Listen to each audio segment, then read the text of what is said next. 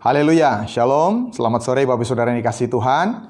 Kita bersyukur kita bisa berjumpa kembali dalam kasih karunia Tuhan. Dan setiap hari kita mau belajar firman Tuhan, karena ini makanan rohani bagi kita. Kita beri makanan kita secara fisik, mungkin minimal 2 kali atau bisa 3 kali sehari. Kita juga mungkin memberi makan jiwa kita lewat hiburan, lewat pengetahuan, lewat informasi. Tapi seringkali kita lupakan bahwa roh kita juga butuh makanan rohani. Dan saya percaya lewat firman Tuhan ini, roh kita akan mendapat kekuatan karena kita akan makan makanan rohani, yaitu firman Tuhan. Sebelum kita lanjutkan, mari kita berdoa. Tuhan Yesus, terima kasih sore hari ini kami bisa bersekutu kembali lewat mendengarkan firman Tuhan. Kami percaya waktu kami belajar firman Tuhan dengan hati yang terbuka, dengan hati yang lapar dan haus akan Engkau, firman-Mu itu berkuasa mengubahkan hidup kami. Sehingga ini tidak hanya menjadi informasi, tapi bisa mentransformasi hidup kami. Urapi hamba-Mu dan kami semua yang mendengar ya Bapa. Di dalam nama Tuhan Yesus, haleluya. Amin. Ya, sore ini Bapak Saudara, saya ingin menyampaikan firman Tuhan dengan judul Mengalami Perjumpaan dengan Tuhan. Mengalami perjumpaan dengan Tuhan. Nah, Bapak Ibu Saudara, kekristenan bukan sekedar agama. Tuhan Yesus waktu Dia datang ke dunia ini, Dia tidak membawa agama. Tuhan Yesus datang ke dunia ini adalah untuk membawa hubungan kita kembali dipulihkan dengan Bapa di surga, dengan pencipta kita, dengan Tuhan semesta alam, lewat tentunya diri Tuhan Yesus. Jadi menjadi orang Kristen bukan hanya sekedar memiliki agama, karena agama itu tidak menyelamatkan. Agama itu tidak akan bisa membawa kita ke surga.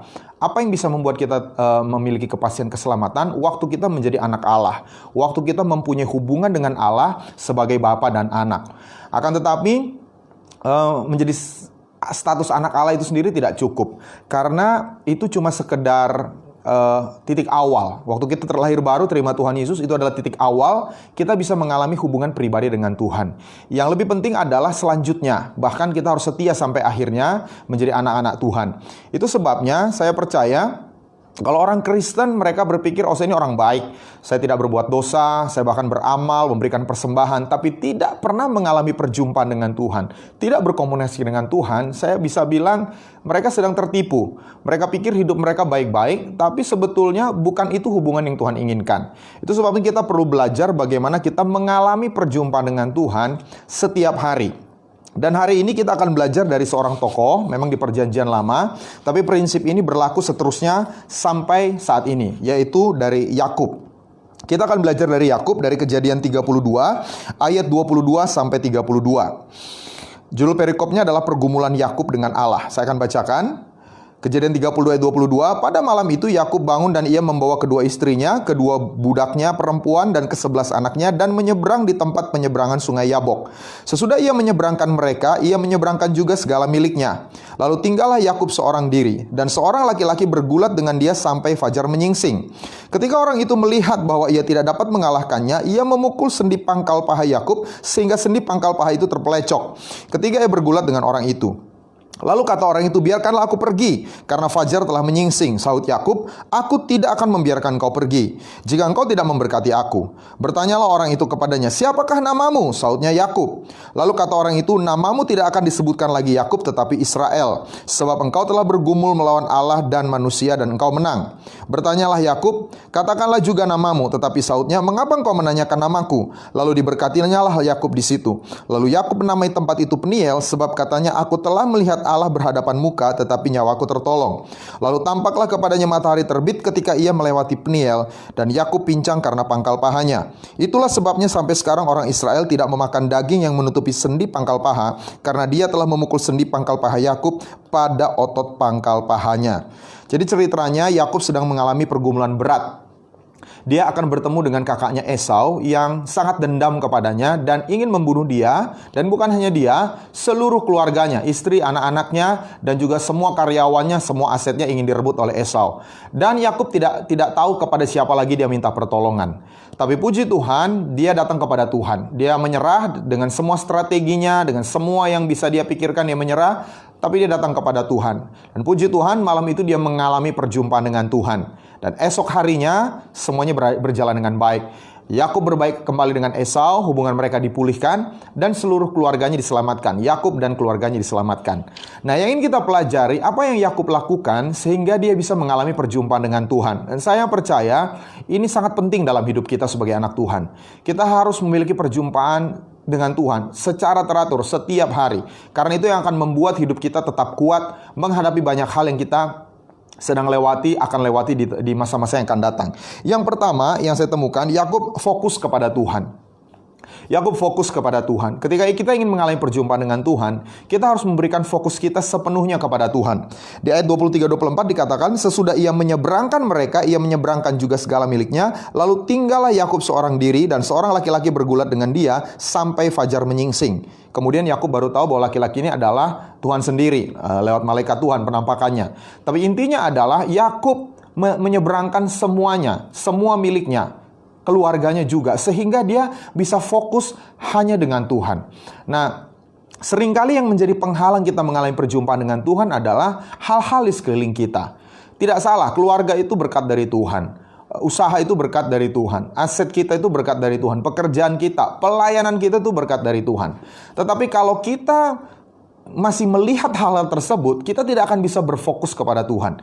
Itu sebabnya Yakub menyeberangkan semuanya. Dia memisahkan dirinya, dia sendirian dengan Tuhan. Dan di dalam kitab Taurat, dalam Alkitab juga Tuhan minta kita mengkhususkan satu hari. Tuhan bilang, kuduskanlah hari Sabat. Supaya apa? Supaya kita punya waktu fokus kepada Tuhan. Dan saya berdoa supaya kita juga punya komitmen yang sama. Kita harus memberikan satu waktu di mana kita 100% hanya berpusat kepada Tuhan. Membaca Alkitab, berdoa, memuji, menyembah Tuhan. Jangan multitasking. Sambil kita baca Alkitab, kita ngecek WA kita ngecek media sosial kita. Sambil kita menyanyi, menyembah Tuhan, kita baca portal news. Atau kita sambil mendengarkan khotbah, kita mendengarkan televisi. Kita tidak akan bisa mendengar suara Tuhan. Kita tidak akan bisa fokus kalau kita distracted, teralihkan oleh banyak hal yang mungkin itu hal-hal baik. Saya percaya kita harus tetap punya tanggung jawab untuk keluarga kita, untuk usaha kita, untuk pekerjaan kita. Tetapi ada saatnya di mana kita harus tinggalkan semua hal itu. Kita fokus kepada Tuhan. Dan jangan khawatir. Mungkin kita berpikir, kalau saya kasih waktu untuk Tuhan, saya tidak urus bisnis saya tidak urus pekerjaan saya, nanti saya akan gagal, saya akan mengalami kerugian. Percayalah, berkat Tuhan yang menjadikan kaya. Susah payah tidak akan menambahinya. Kita tidak usah khawatir. Waktu kita komitmen, sama seperti tokoh-tokoh di Alkitab. Daniel berdoa 3 kali sehari. Dia fokus kepada Tuhan. Ada jam-jam tertentu. Dia fokus, dia tinggalkan tugasnya, dia hanya mencari Tuhan. Dia justru dipromosikan, dia dibuat berhasil. Raja Daud, seorang raja yang sibuk. Tapi Alkitab mencatat 7 kali sehari dia punya waktu yang khusus dengan Tuhan. Dan apa yang terjadi? Dia menjadi raja Israel terbesar sampai saat ini. Itu sebab jangan khawatir waktu kita berikan waktu kita. Kita berikan tenaga kita, fokus kita 100% kepada Tuhan. Dan Tuhan tidak egois, dia tidak minta 24 jam sehari, tidak. Dia izinkan kita masih punya waktu istirahat, masih punya waktu untuk melakukan hal yang lain. Tapi Tuhan minta kita punya waktu fokus kepada Dia. Jadi yang pertama, kalau kita mau mengalami perjumpaan dengan Tuhan, harus ada waktu-waktu di mana kita fokus 100% kepada Tuhan. Lalu yang kedua, Yakub mengalami perjumpaan dengan Tuhan karena dia datang secara pribadi. Dia datang secara pribadi. Di ayat 24 dikatakan, lalu tinggallah Yakub seorang diri. Jadi untuk mengalami perjumpaan dengan Tuhan, lewat pengalaman saya pribadi juga, saya menemukan kita harus memiliki kerinduan pribadi untuk datang kepada Tuhan. Jangan berasumsi bahwa, kalau saya ikut di satu ibadah, maka Tuhan akan hadir, maka saya akan mengalami perjumpaan dengan Tuhan. Tidak salah dengan ibadahnya. Tuhan bisa melawat satu ibadah raya yang besar. Akan tetapi, apakah tiap orang dalam ibadah itu akan mengalami jamahan Tuhan, itu tergantung masing-masing. Dan saya percaya apa yang menjadi faktornya adalah kerinduan pribadi. Kalau orang itu cuma sekedar datang ke ibadah karena kewajiban, saya orang Kristen, saya harus datang ke ibadah, bahkan melayani, karena saya pimpinan jemaat, maka saya harus melayani. Tapi bukan karena kerinduan pribadi, lebih karena arus, lebih karena ajakan orang lain, maka kita tidak akan mengalami perjumpaan dengan Tuhan. Saya secara pribadi mengalami, saya lahir di keluarga hamba Tuhan. Papa saya pendeta, orang tua saya melayani, bahkan sejak saya di dalam kandungan. Dan ada dalam tanda kutip bahayanya. Dalam arti seperti ini, sejak kecil saya datang ke gereja, tapi bukan karena kerinduan pribadi saya. Saya datang ke gereja karena memang saya orang Kristen, karena ayah saya seorang pendeta. Akibatnya apa? Saya datang ke gereja tapi tidak excited. Tidak ada sesuatu yang menyenangkan. Saya tidak, bahkan ada saat tertentu saya merasa terpaksa. Justru datang ke gereja itu siksaan. Saya merasa itu suatu beban berat. Hingga suatu saat saya mengalami perjuangan pribadi dengan Tuhan. Ya, mungkin sebagian sudah tahu kisahnya. Saya pernah mengalami kecelakaan, hampir meninggal. Dan di rumah sakit, saya rasa pengharapan saya sudah tidak ada lagi kepada siapapun, kepada dokter, kepada orang yang mendoakan, hanya kepada Tuhan. Dan di situ saya berseru kepada Tuhan. Dan saya mengalami perjumpaan pribadi. Saya berani katakan itu perjumpaan pribadi yang sangat fenomenal di usia saya waktu itu. Saya berseru kepada Tuhan, dan saya mengalami kesembuhan secara supranatural. Tapi sejak saat itu saya merasa betul, kalau saya merindukan Tuhan secara pribadi, maka Tuhan akan melawat saya. Dan itu sebabnya saya motivasi kita. Mari datang secara pribadi. Mari datang kepada Tuhan tiap hari. Bapa, aku merindukan Engkau. Bapa, aku ingin mendengar suaramu. Bapa, aku ingin mengalami jamahanmu.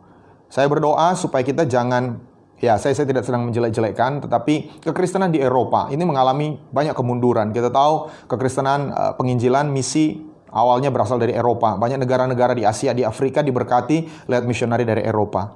Tapi apa yang terjadi sekarang, ada banyak gereja yang sudah tidak berfungsi lagi. Kenapa? Karena orang-orang yang datang bukan karena kerinduan pribadi, hanya karena tradisi. Karena orang tua saya Kristen, maka saya ke gereja. Karena kakek nenek saya Kristen, maka saya ke gereja. Tapi kalau kita sungguh-sungguh secara pribadi mau ketemu Tuhan, kita akan mengalami perjumpaan dengan Dia secara pribadi. Dan bagaimana caranya? Poin pertama tadi, fokus kepada Dia setiap hari. Berikan waktu khusus untuk bertemu dengan Tuhan setiap hari. Maka kita akan berjumpa dengan Tuhan. Lalu yang ketiga, yang Yakub lakukan adalah dia keluar dari kenyamanannya. Yakub keluar dari kenyamanannya. Di ayat 24b dikatakan, Yakub bergulat dengan seorang laki-laki sampai fajar menyingsing. Saya percaya ini kali pertama Yakub bergulat dengan seseorang semalaman. Jadi dia mengalami sesuatu yang belum pernah terjadi sebelumnya dalam hidupnya. Dan kita tahu belakangan bahwa dia bergulat dengan dalam penampakan seorang laki-laki, dia bergulat dengan Tuhan, dia bergumul dengan Tuhan. Dia mencari Tuhan untuk menjawab pergumulannya semalaman. Dan itu yang Tuhan rindukan juga. Waktu kita hanya melakukan segala sesuatunya karena tradisi, maka kita tidak akan mengalami sesuatu yang spesial, sesuatu yang unik, sesuatu yang khusus dari Tuhan. Kita perlu keluar dari zona nyaman kita. Alkitab dipenuhi dengan banyak cara penyembahan, banyak ekspresi. Orang Kristen itu diajar banyak cara. Ada bertepuk tangan, ada mengangkat tangan, ada berlutut, ada membungkuk, ada terlentang, ada menari, ada melompat. Kenapa Alkitab sampai mengajar ada begitu banyak ekspresi? Karena saya percaya waktu kita ekspresikan sesuatu di luar rutinitas kita, itu akan menunjukkan kita sungguh-sungguh mencari Tuhan. Dan ini bukan untuk menyogok Tuhan. Saya percaya Tuhan itu tidak terkesan dengan sesuatu yang unik yang kita lakukan. Dia tahu apa yang mau kita lakukan sebelum kita melakukannya. Tapi waktu kita ekspresikan penyembahan kita dengan mengangkat tangan, bertepuk tangan, menari, itu sebetulnya adalah untuk menembus jiwa kita. Saya berani bilang menembus, kenapa? Untuk mengalami perjumpaan dengan Tuhan, kita harus bertemu roh dengan roh. Karena Tuhan adalah roh. Yang bisa bertemu dengan Tuhan adalah roh kita. Tubuh kita, jiwa kita itu hanya alat, hanya kendaraan, roh kita. Tapi sebaliknya justru kendaraannya ini yang sering menghalangi roh kita berjumpa dengan Tuhan. Terutama pikiran dan perasaan kita. Pikiran kita terlalu sibuk. Perasaan kita itu terlalu up and down. Kadang-kadang sedih, kadang-kadang melo, kadang-kadang galau dan sebagainya. Sehingga kita butuh sesuatu untuk bisa menembus jiwa kita. Untuk kita bisa menembus masuk dalam hadirat Tuhan. Roh kita bertemu dengan roh Tuhan. Dan apa yang harus dilakukan? Kita harus ekspresikan. Ada satu hal yang menarik. Di dalam Yakobus 5 ayat 17, Alkitab mencatat tentang bagaimana bersungguh-sungguh berdoa, yaitu tentang Elia. Saya bacakan dulu. Ini bicara tentang bagaimana keluar dari kenyamanan. Yakobus 5 ayat 17. Elia adalah manusia biasa sama seperti kita, dan ia sungguh-sungguh berdoa supaya hujan jangan turun, dan hujan pun tidak turun di bumi selama 3 tahun dan 6 bulan. Jadi Alkitab berkata Elia sungguh-sungguh berdoa. Di Yakobus cuma disebutkan seperti itu. Tapi dalam satu raja-raja dijelaskan seperti apa Elia itu bersungguh-sungguh berdoa. Di ayat yang ke-42, lalu Ahab pergi untuk makan dan minum. Satu Raja-Raja 18 ayat 42. Tetapi Elia naik ke puncak gunung Karmel, lalu ia membungkuk ke tanah dengan mukanya di antara kedua lututnya.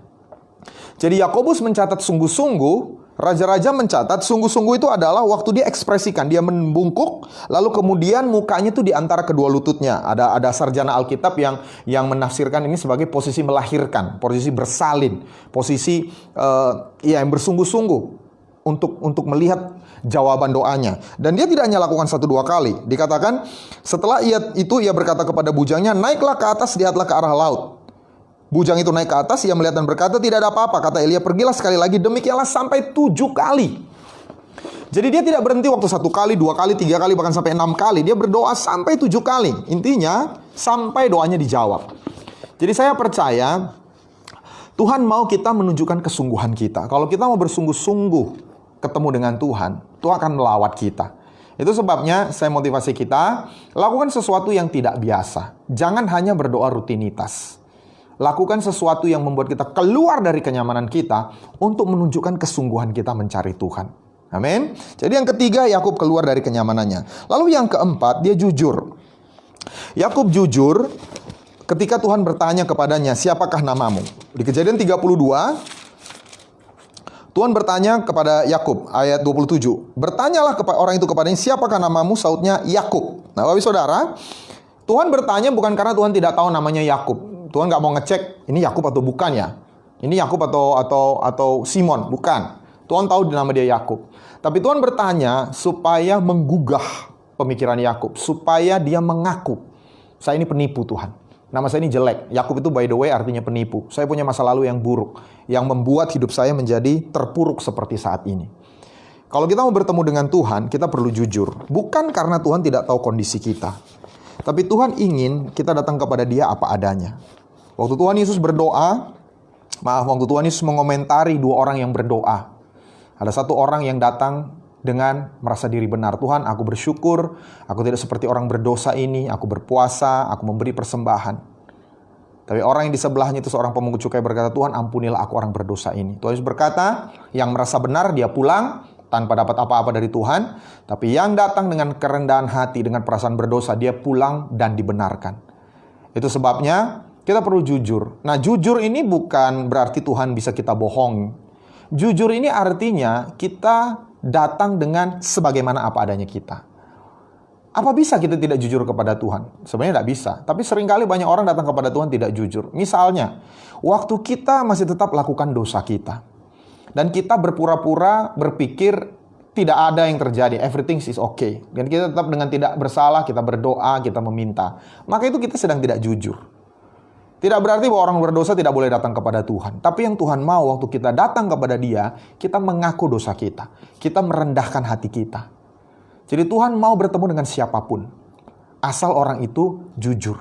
Dan saya percaya perjumpaan dengan Tuhan itu akan membuat kita semakin dikuduskan.